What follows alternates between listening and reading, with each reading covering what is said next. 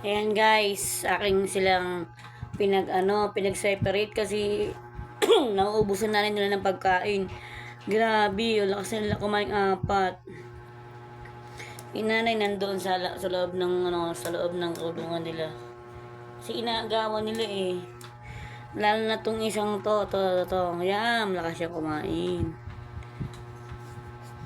Pinakang bunso, yung ibang kulay niyan, yung tricolor. Tanya naman, no?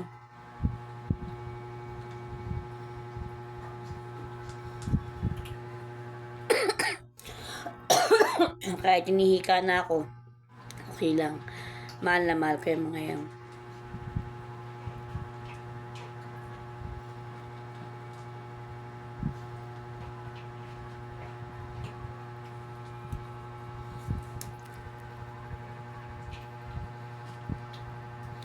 Bebe, busog na ikaw.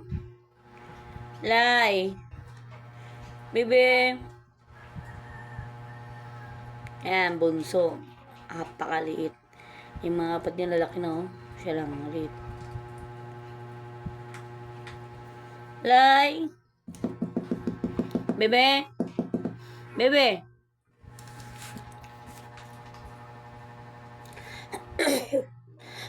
Bebe. Kaya mama, dali. Lai. Busog na ikaw, bebe. Huwag ka sa pinto, ha?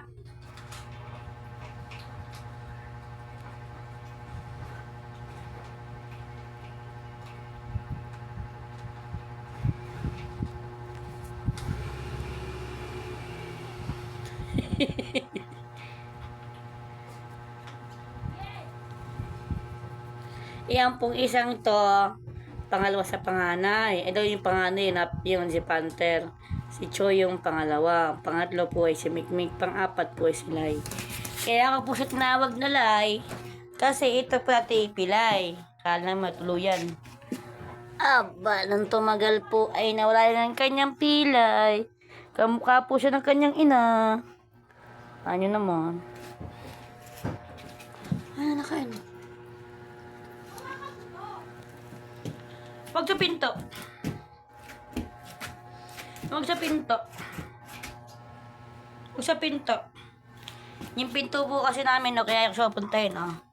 Yan, taas-taas po ng pinto na yun. Pag nalaglag yung gagatingaw na yan, ay awan. Ay, hindi. Nan. Sila po yan na po 1 month and 2 weeks na po.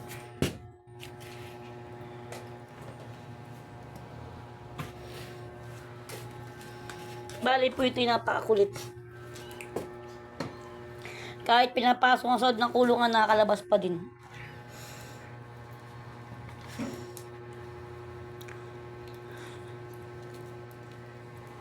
Anong yan?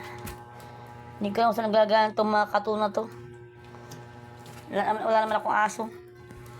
Ayan, nanay po niya. Nana, mama. Mama Juby. Mama Juby. Mama Juby. Momo. Busog na ang mama. Ayan o, ganyan siya kalikot. Malaglag ka. Diyan ka na lang. Diyan ka lang. Diyan ka lang. Ayan ang kanyang mata. Blue eyes. Ano yung kuto, anak? Yung mama niya po hindi blue eyes.